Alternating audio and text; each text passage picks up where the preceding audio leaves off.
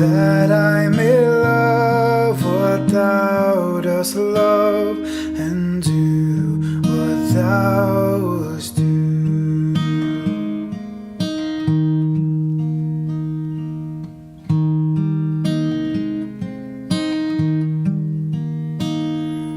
Breathe on me, breath of God, until my heart is pure, until my will is one with yours, to do and to endure.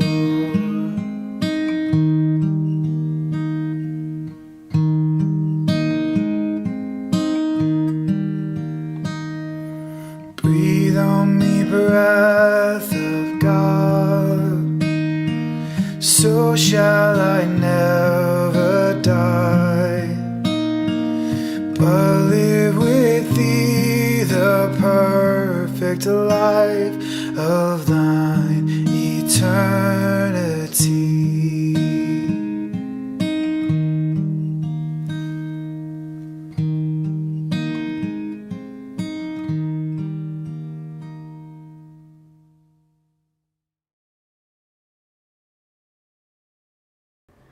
Magandang umaga po muli sa ating lahat.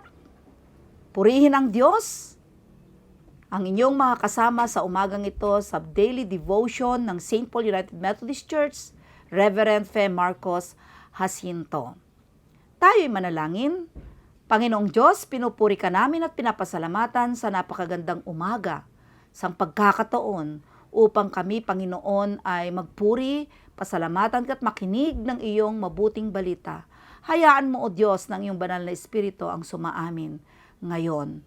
Ito ang aming dalangin sa tayong pangalan ni Jesus. Amen at Amen. Ang ating pong teksto sa umagang ito ay matatagpuan po sa Acts chapter 2 verse 1 to 4. At ito po yung aking babasahin na batayan ng ating debosyon. Nang sumapit ang araw ng Pentecost, nagkatipon silang lahat sa isang lugar at biglang narinig ang isang ugong mula sa langit. Animoy hagunot na malakas na hangin at napuno ito ang bahay na kinaroroonan nila. May nakita silang waring mga dilang apoy na lumapag sa bawat isa sa kanila at silang lahat ay napuspos ng Espiritu Santo at nagsalita ng iba't ibang wika ayon sa ipinagkaloob sa kanila. Mga kapatid, kung titingnan natin ang tekstong ito, kung bakit naroon ang maraming mga tao, alam natin na kung titingnan natin doon sa verse 1, chapter 1, ay matututunan natin doon na ang mga disipulo ay kasakasama nila ang ating Panginoon at naghihintay ng pagdating ng banal na Espiritu. At may tatlong purpose kung bakit sila nandoon. Una, yung commemoration of Moses giving the laws. The second one is para sa thanksgiving of God ng kanilang mga ani. And the last one is offering ng first fruits of grain harvest. Kaya dito sa teksto,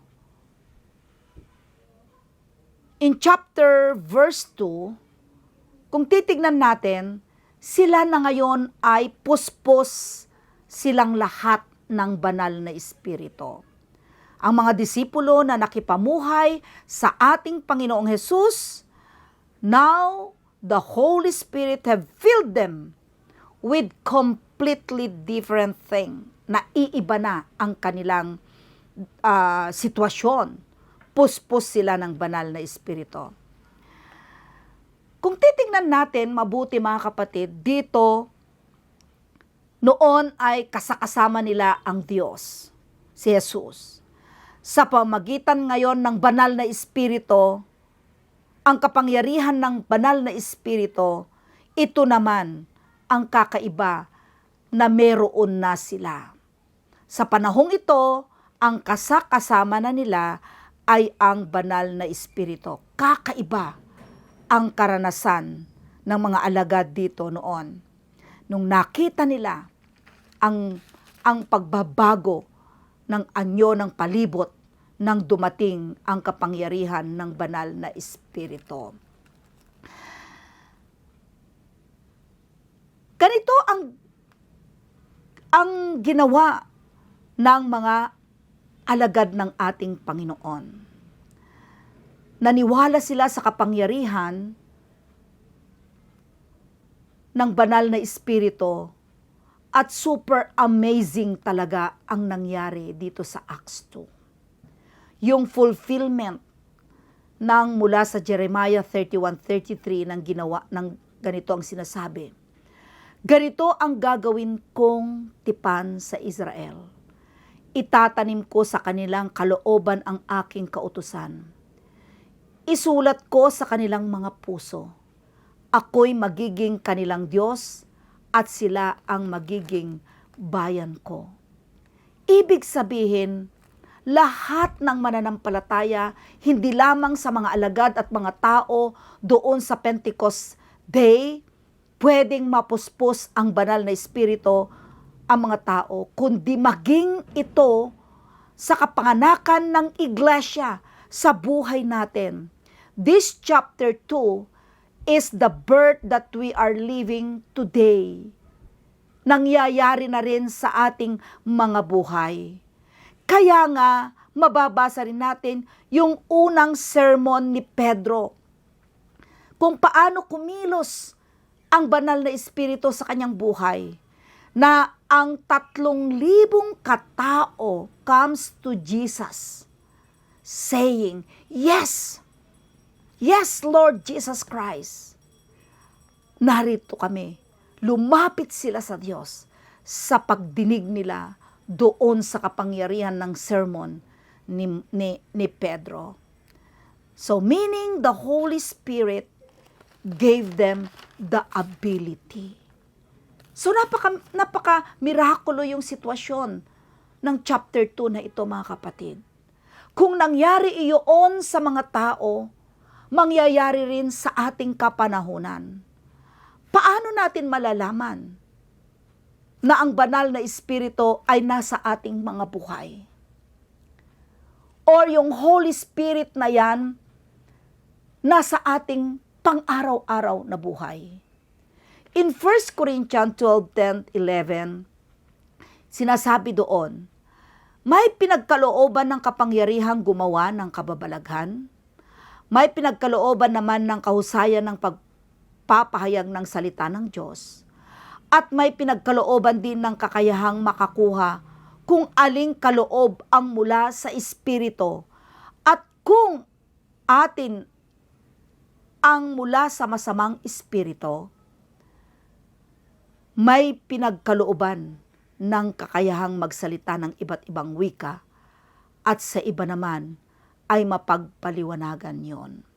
Ngunit isa lamang ang Espiritu ang ginagawa ng lahat ng ito, at namamahagi ng iba't ibang kaloob ayon sa kanyang maibigan. Mga kapatid, tandaan natin, ang pagkilos ng banal na Espiritu sa ating buhay ay kung ito'y pagbubuksan mo at papasukin mo sa iyong puso, at siya mismo ang kikilos sa ating mga buhay. Nang gaya ng nangyari sa ating binasa kanina, mula sa mga alagad, mula sa mga apostol, mula sa sermon ni Pedro, maraming nakinig at nabago, sapagkat ginamit at naniwala sila. They guide yung banal na Espiritu sa kanilang buhay. Huwag nating hayaang mabawi ito sa atin. Gamitin sa mabuting paraan. Kung meron ka nito tulad ng aking binasa kanina na sinabi ni Pablo, yung mga kaloob ng banal na Espiritu sa atin, mga kapatid, gawin natin sa mabuting paraan. Dapat tayo ay laging magkaroon ng panalangin. Sabihin, Holy Spirit, Handa akong gamitin ang mga gift na ipinagkaloob mo sa akin. Laging manalangin tayo at ipadama na tayo ay handa na manahan sa ating mga puso ang banal na Espiritu. Sapagkat ang kaligtasan at ang kapangyarihan ay hindi nagmumula sa atin lamang, kundi kasama natin ang kanyang banal na Espiritu. Dahil ang mga kaloob na ibinigay sa atin ng Diyos, hindi lamang para sa iyo, hindi lamang para sa atin, kundi para sa lahat. Lamang alam natin kung papaano natin gagamitin ang lahat ng ito. Sa anong paraan, sa anong lugar, at kung papaano ipadama ang kapangyarihan ng banal na Espiritu. Araw-araw na tayo'y bumabangon, araw-araw na tayo ay nananalangin. Laging sambitin at sabihin sa Panginoon,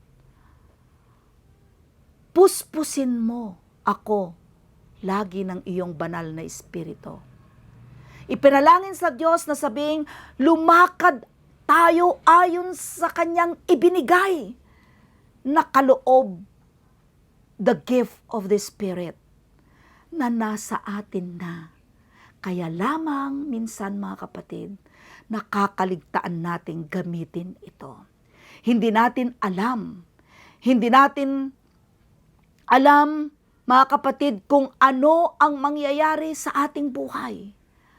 At habang tayo ay nabubuhay, alalahanin natin na dapat may impact ang buhay natin sa iba sa kapangyarihan ng banal na Espiritu.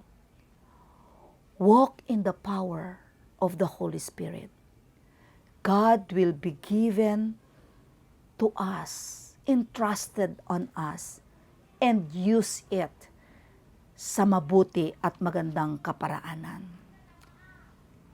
Alam natin na ang Diyos ay minahal niya tayo.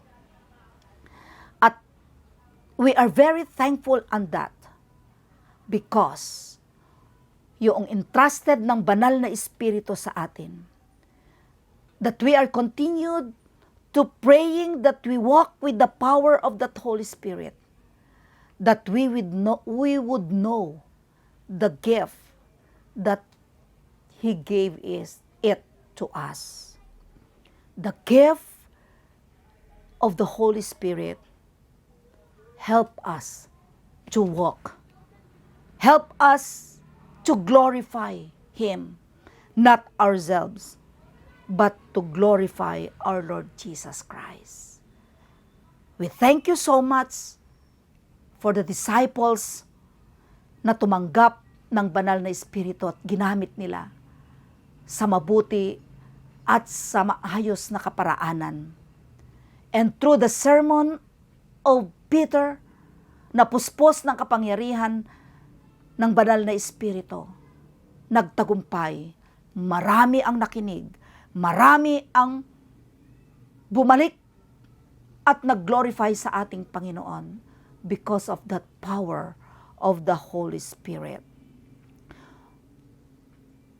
Sa pamagitan ng pagmamahal natin sa ating Panginoon, ay gamitin natin ang kanyang ipinagkaloob sa atin, ang kapangyarihan ng kanyang banal na Espiritu, araw-araw sa ating mga buhay.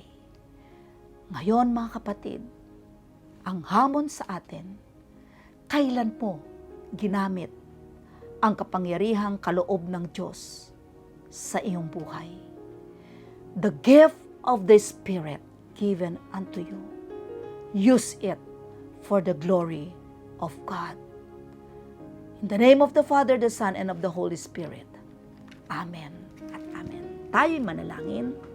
Panginoong Diyos, tunay nga mula pa nung nakilala ka namin bilang aming tagapagligtas, ibinigay mo na at pinagkatiwala mo sa amin ang kapangyarihan ng iyong banal na Espiritu. Kung kaya't tuwing nagsasalita kami, kumikilos at gumagawa, mangibabaw nawa ang kapangyarihan ng banal na Espiritu. At yan, O Diyos, ang maihayag sa aming mga buhay.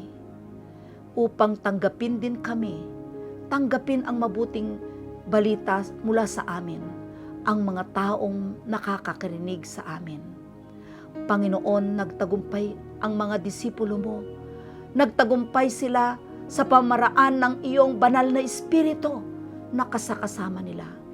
Hinihiling ko po, O Diyos, ang kapangyarihan mo rin ang siya nawang igawad sa amin, ang banal na Espiritu na manahan sa puso't isipan namin at lumakad na merong kapakumbabaan, lumakad na gamitin namin kasama ang iyong banal na Espiritu.